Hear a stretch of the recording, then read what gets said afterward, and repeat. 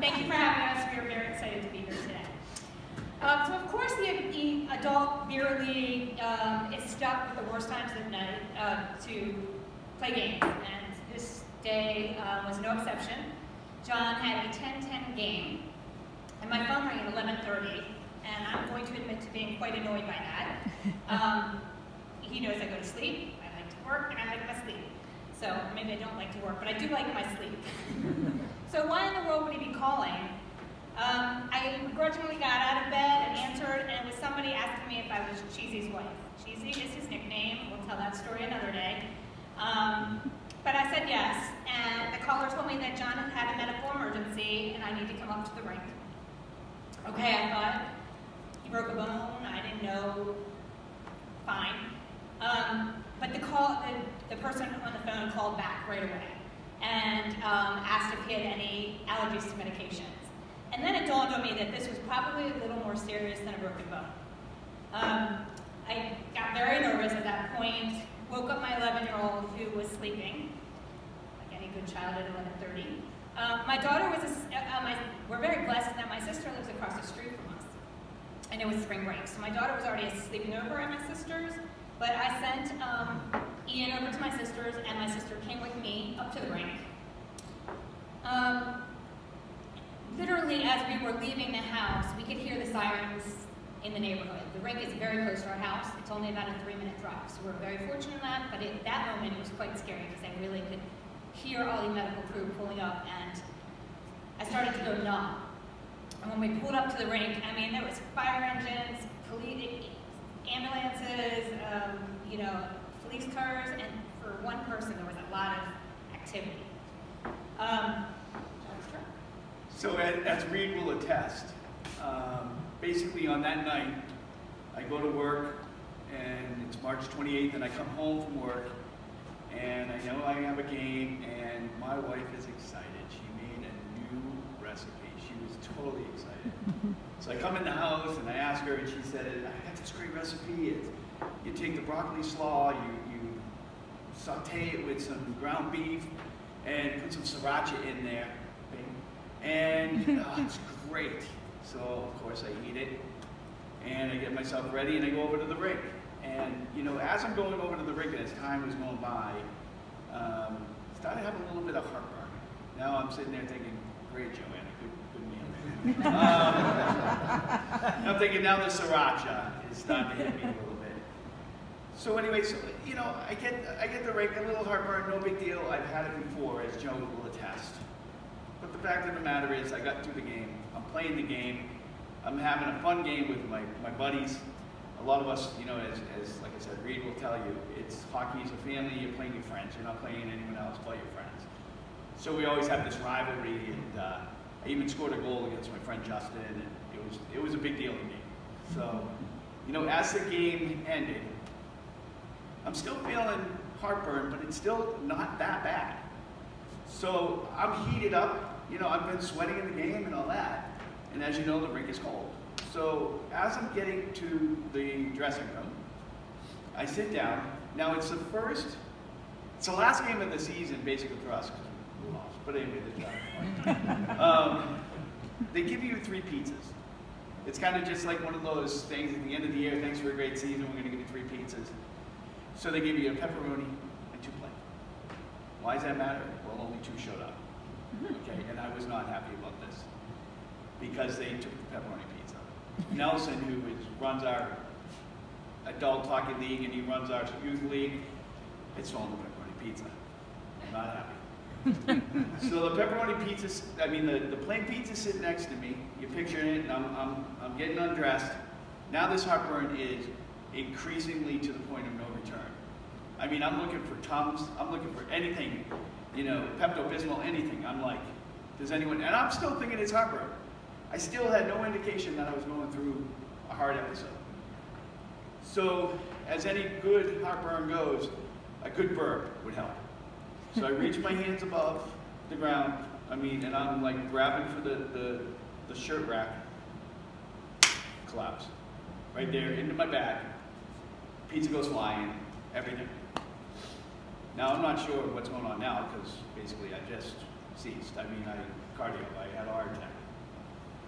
So the next thing I remember is waking up after having, now let me backtrack a little bit. I have Amy next to me, my friend Amy, runs out of the room once I realized I was having a heart attack. Kyle, who is a trainer of EMTs, is my goaltender. Good thing. And a good thing he doesn't hate me. Because I make fun of him, he's a goalie. So anyway, they run down, Amy runs down to get the AED. She's sitting there, she can't reach it. She's short. So Ziggy grabs it, and grabs it out of the container and runs it down to Kyle. And at this time, during that process, they had started the CPR process and given me compressions. There was 57 compressions done before the AED got on me, so luckily they did that. And that was for Kyle and George, who works actually for the Secret Service. So they got the AED on me, got me back. I'm looking up, I see a bunch of ugly, sweaty hockey players. And I'm looking around, and Kyle said, "You had a heart attack." And I look over and I see Nelson go, "Who took my effing pepperoni pizza?" Swear to God, that's what I said. I did. I just died. You know, it's funny because you don't realize it. I'm not having an out-of-body experience, so don't get me wrong. But I'm sitting there and I can't feel anything. I really can't. You could be doing whatever. And I see Todd and I go, "Hey, I scored a goal." And he's mad because now he can't even gloat. He wants a rematch.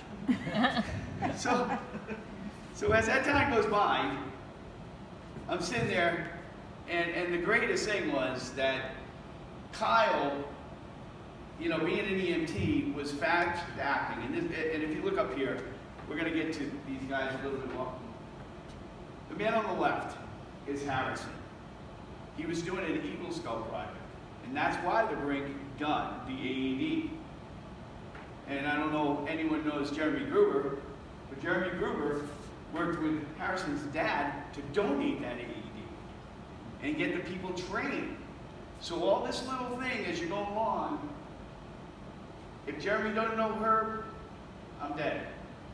If he didn't want to do an Eagle Scout project and get that in there, I'm dead. If the people that didn't know, but we'll get to that later. Maybe not. And so thank you, Jeremy, by the way. Kyle, who did the And Kyle, and on the right is George from the Secret Service, and that's Julia to the right, and of course the ambulance. But anyway, so the ambulance comes, and they said, "Okay, well, it's time. You got to take the pads off." Okay, I'm telling you right now, I don't know, has anyone had an AED used on you? I know you have, right? There's one over here, but that's the worst feeling in the world. Give me 20 heart attacks. But do not, and Jeremy was telling me, like yesterday at dinner, the reason that hurts so much is because the adhesive burns into your body. All of a sudden they're pulling that off. It lasted how many weeks? So the adhesive was there for several weeks. We could not get it off. Probably like 3 or 4 weeks. Seriously, I was sitting there in the shower going like this, trying to get that stuff off of there. So I get into the ambulance. I remember they took me out, and it was weird because they couldn't get me through the right door. They had to go through the shower room and get me out. And it seemed like a very long trip, but realistically, it's only about 10 miles away. So, go ahead. I heard the EMT personnel discussing what hospital they should take John to. They weren't necessarily discussing it with me, but I interjected, being the loud wife, and asked them to take him to the hospital that I perceived to have a better reputation. And the EMT personnel looked at me. It was not at all, he was very forthright and abrasive almost, and he said, "Your husband just died, we're going to take him to the closest hospital." Point taken. And the drive was endless. This was my first ambulance ride, and it seemed surreal. Here I am in the ambulance for my husband who had just had a heart attack. But he seemed to be fine. He was chatting with the EMTs. As you can tell, he's a jokester. You could hear him joking. So I was kind of breathing and filling people in, texting my family, or calling my family and friends and letting them know what was going on. And the next thing I know, I hear the EMT yelling at John to stay with him. And I turn around and I realize he was coding again, and they were giving him another shot. And I think that's when it really dawned on me that I am sitting here watching my husband, who honestly could die in front of me. And that is when I just, it was just a lot. And I have never prayed as hard as I did that night in the ambulance after he had to be shocked again. So I woke up in the ambulance, and it was kind of like I said. I was aware of my surroundings. I was aware of what's going on. I didn't feel anything. I didn't feel pain. I might have been in pain. She says I was. I don't know. Okay, from my memory and my recollection. All I remember is waking up after the second shock and saying to the EMT, "I'm sorry, I fell asleep." What'd you say? Swear. You know, that's what it came out. And he's shoving a nitroglycerin in my mouth. You know, so the ambulance ride, like she said, it seemed like it took forever, but we get there, and I remember they take me out and they got me on the stretcher, and you know, the best way to cut line in the ER is to have a heart attack. I'm telling you, no waiting. And you want service? I mean, there's like 7, 8, 9 people in triage getting you ready, and everyone's like running around, and I'm getting, you know, more pads put on me, and IVs, and these people are amazing. And I remember sitting there, and I'm looking over to my left, and I see just one girl, and all she's doing is typing, realizing that she's taking notes of everything that's being said. And I gave her a little blink, because it just, I don't know why. I don't know. So I remember, now it's time, they have to take the pants off. I still have my hockey pants on. Well, they're expensive. So one of the nurses says, "We gotta take the pants off, let's cut them." And I don't know who this guy was. He must have been a hockey fan, but he goes, "They were expensive. Can we just slide them off?" I swear. I said, "You know what? I'm with him. I can lift my hips. I'm fine." So I did. I lifted my hips, and he slid them off. So, you know, we're getting everything together, and they tell me the cardiologist is about 10 minutes out. And I said, "That's no problem. I'll wait." I'm not going to. It's not like I'm going to say, "Hey, you're late." You know. So they wheel me down. And they get me onto in the cath lab, and they get me on the table. And they had realized, you know, when they did the echo, and they're looking at the heart and the pumping, it was a 100% inclusion of the Widowmaker. Okay, so they were saying that, you know, probably during the hockey game, I might have had a 30% blockage, and the cold air really exacerbated that, kind of accelerated the blockage, and it just kind of went. So they said, it's not bypassed, luckily, because if not, I'm going to have the first helicopter ride, maybe next time, because I would have to go to Johns Hopkins. So anyway, so I'm on the table, and Dr. Bob comes in, and, you know, he gives me my IV medicine. Now I'm feeling like great. I'm like laughing and joking, I'm laughing, you know. And he says, nowadays, I don't know if you've heard this, but they do it through your wrist. They don't do it through the groin as much anymore, unless, if they can't do it here, they have to. But the pain, the healing process and all that, I'm telling you something right now, after they did the stent through this, I'm telling you, I could have went home the next day. I had no pain, I didn't need no sandbag, I didn't need anything. It was just perfect, you know, and thank to the people at Baltimore Washington Hospital for all what they did. But I did, I felt calm, no anxiety. Next slide. People have asked if you saw the proverbial light. Oh, that's right. Okay. No, sorry. I might have went up to the pearly gates. I might have knocked, and my mother and Jesus and God were sitting there going, "Shh, turn off the lights, maybe he doesn't think we're home." But I also didn't see the fire and brimstone either, so something's wrong here. Neither one. You know, it was probably, I don't know if this was purgatory, but it might have been purgatory. But I didn't feel anything. I was just at peace. I was calm. There was no scariness or anything like that. So I'm thankful for that. And it is true. When John came out, the doctor said two things to me. Two things that were notable. One, he told me he was a super lucky guy. A lot of things played in his favor that night. He did have a 100% blocked LAD artery, restricting a large portion of the blood supply. Until that night, I'm not sure I had ever heard the term widowmaker. I am now very familiar with said term. Wish I wasn't, but it's a true story, I am. But for the fast actions of his teammates and the doctor stress this, and the availability of an AED and the quick use of the AED and the wherewithal to use it, he wouldn't be alive today. We wouldn't be here right now. So that was one thing the doctor said to me that kind of stood out. And the other thing he said is he's the only patient that has died twice that joked during the entire process. And that was when I knew he was going to be okay. Yes. So I am truly lucky. You know, I'm lucky my goalkeeper Kyle, not only a medic, but he trains medics. He worked with Jeremy at the University of Maryland, right? That's actually his job, you know? He was in the locker room. Now I'll tell you something right now. I'm going to divert a little bit on Kyle, is that, you know, after this happened, he saved my life. He went back to being the same way. He's still a goaltender. So I still have that. So he said, next time you die, I want one of those ones where you can dial it up a little bit. You know what I mean? Get the joules a little higher, you know, so we can go clear, you know, whatever. But, you know, I was in the hospital, and this is something that else that happened that really got to me.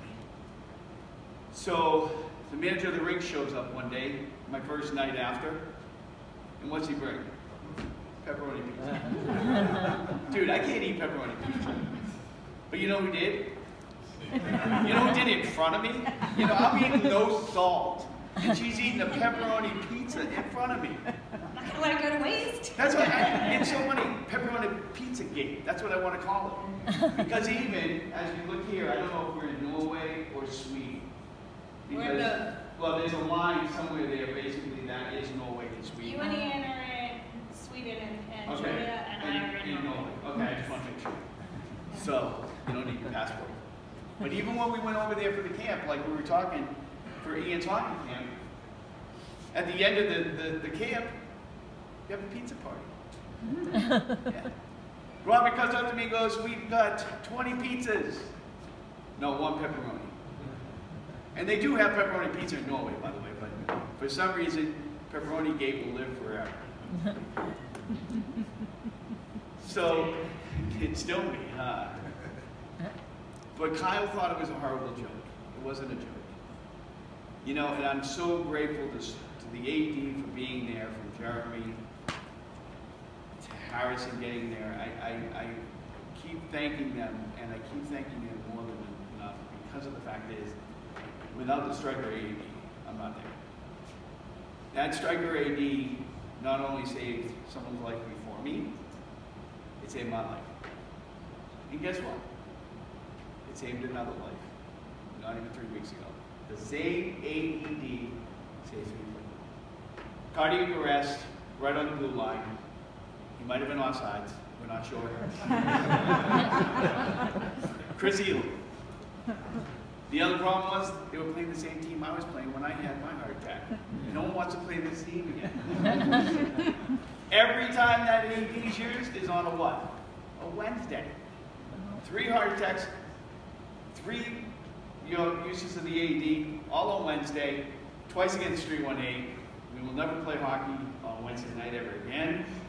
And we're debating about playing 318 again. So, but anyway, so that is one of the things that gets me, is that this machine, I don't know how many of you know of more than one save on the same AED over and over again. And I guess, can I mention it, Jeremy?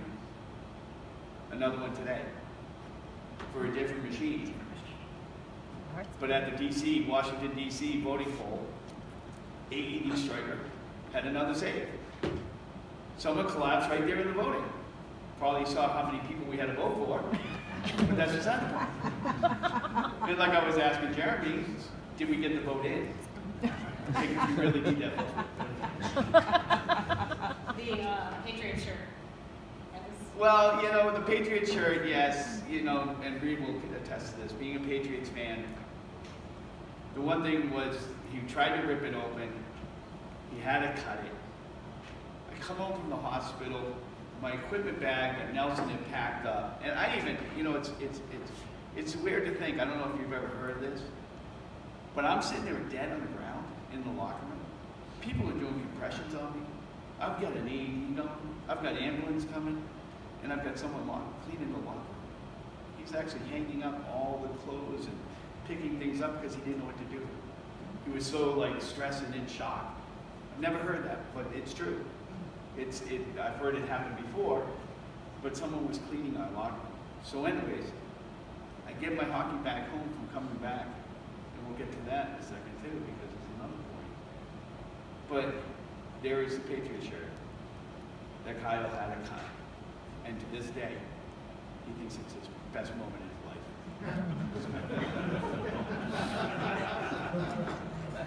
Well, I'm going off on a quick tangent if I can, Tony, for a second here.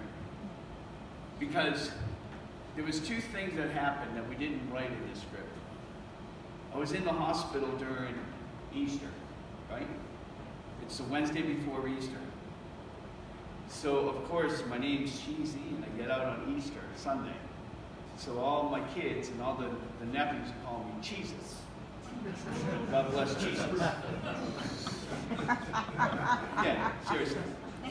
The other point was, and this was great, she goes home, and I'm trying to get out of there. Like I said, after day one with the step this way, I'm done. Let's go. ICU, I'm out of here. I want to go. Let's go. So I'm sitting there, and I'm realizing I'm talking to her. She's coming to pick me up. I go, great. Awesome. Oh, shoot. I have no clothes. I'm naked. Because I came in my hockey pants. So she had to literally bring me clothes because I'm not leaving the hospital in hockey pants. But I did leave the hospital with no shoes on because I wanted to get out of there. No, we didn't have any. And we didn't have the shoes. I forgot shoes, yeah. So you know those little nice little yellow slip, road slip? That's how I escaped the hospital. So you want to talk about your luck and how it had been serviced the day before? The day before, yeah. Well, you can even say it. The day Okay. before, they service it with batteries, pads, and all that stuff. And Yeah. you know, Jeremy keeping up on that stuff for the rink, and how, you know, Nelson for, you know, his wherewithal to say, yes, I'll take it. Jeremy for donating it. So I think you briefly mentioned that it was a Eagle Scout project, Yes. but the truth is the rink was resistant to getting a AED for whatever reason, and so Harrison, fortunately for us, went to Nelson, who runs the hockey league, and asked him to kind of sponsor him, and Nelson agreed. So, I mean, but for this Eagle Scout project, our lives would be very different. And to finish it all up and to wrap it up, since this happened, the church, the pool, all these people started having updated CPR training, checking the AEDs, making sure they're up to date. If they don't have one, to looking into getting one.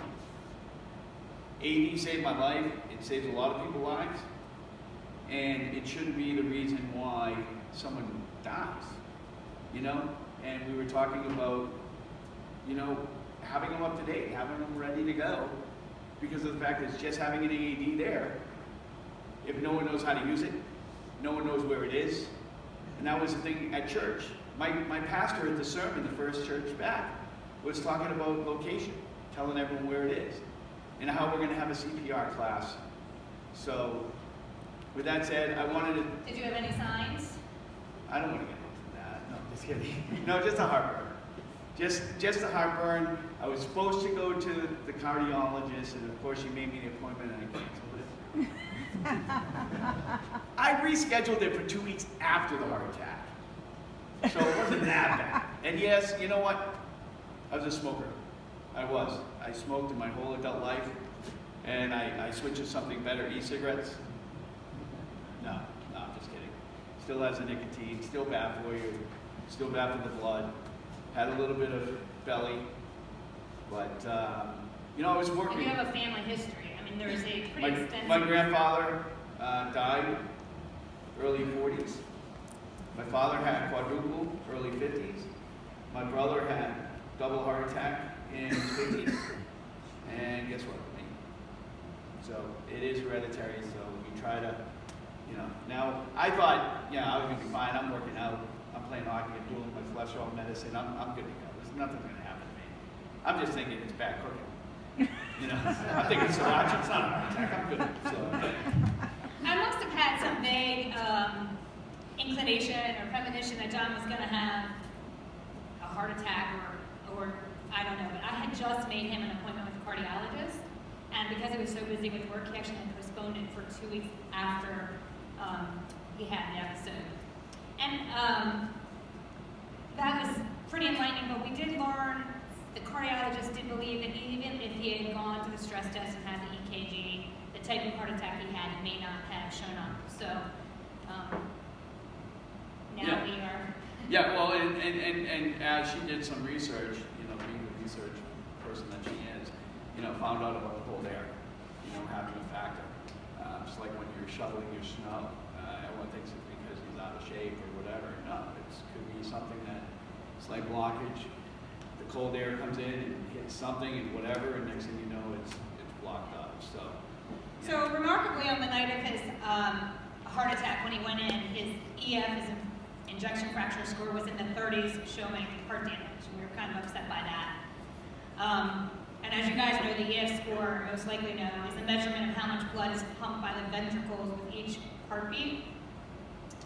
But because of the fast action of all the heroes that saved his life, and the use of the immediate chest compressions and the AED, his EF score at his follow-up visit is back in the 50s, which means he has no lasting damage. So we are so grateful and so fortunate.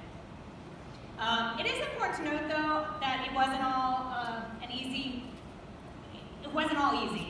Depression tends to follow a heart attack. We learned. People had actually warned me of that. And we didn't give it much thought. He seemed fine for like a month or even 2. He seemed pretty fine. But they say a heart attack, like any other brush with death, can unleash intense waves of emotion. And many survivors feel scared and nervous, even though they're grateful to be alive. And I think you went through some of the fear of, can I do this? Can I do that? And scared to live in the beginning. But about 2 months after his heart attack, he really did sink into a pretty deep depression. I think having people tell you over and over how lucky you are to be alive, and also saying, well, you must have a purpose. I mean, we heard that all the time. I said it. I still say it. There's got to be a purpose that you were kept alive and others aren't as fortunate. But that is a lot of pressure to be put on one person's back, And I think part of his depression was, what is my purpose? I also had a friend died, right after the heart attack. He was probably 45, 46. And they never determined exactly what caused his death, but they said it was either probably an aneurysm or a heart attack. And John couldn't attend the funeral with me. It was just his emotions were too raw. And then another friend from his hometown died soon after, so that was hard to hear. And I think, he went through a tough time. But recognizing that he was depressed, we took immediate action and did, get him help and get on some medication. And as you can tell, he's back to his silly, goofy, normal self. Right. Well, that's it, humor. Sometimes you hide behind humor. Yeah, and you know what? I was lucky. And a lot of it has to do, survivor guilt. When you hear, I just had the right people at the right time. And I wished, to be honest with you, my guilt was, I wish everyone could have that. If I was in my home, I'm dead. If I'm in my car, like my friend Jack, I'm not alive. So, there's some guilt there, and, they say it could be a purpose, and it probably is, because, I need to stay on Kyle. He's a bull. But I appreciate everything he's did with saving my life. I'm back to playing hockey. I'm back to coaching, which, as you know, there's nothing better than coaching youth hockey. And I coach older adult women. There's nothing better than coaching youth hockey. And I'm back to playing. And that's all there is to it. So I know we've taken a lot of time. I want to thank my wife for being my rock, my support, being there and eating that pizza. I really did. Renee, Tony, for all the support that you put into this and all of your hard work that you put into this. Jeremy, I can't thank you enough. I know you downplay it, but don't downplay it.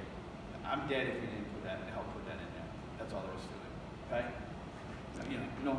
No pressure. Okay? Thanks for Stryker. Thanks to Reed.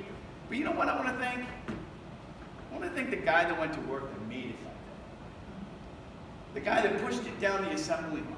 The guy that made the battery. The guy that made the plug. The guy that put the pads in there. The quality control guy. Every person that it came into that AED and touched that AED saved 3 lives. Not 3 men. 3 men saved 3 people from being widowers, orphan kids, you know, single parents. My father, my sister, my brother having to live with that. Her, you know, my brother-in-law. I mean, we Saved don't our know. family, for sure. Yeah. You don't know how many people that one AED machine, yeah, it saved me. Great. It saved Joanna and all the kids. I appreciate that. Thank you, and Thank you. have a good day. Thank you.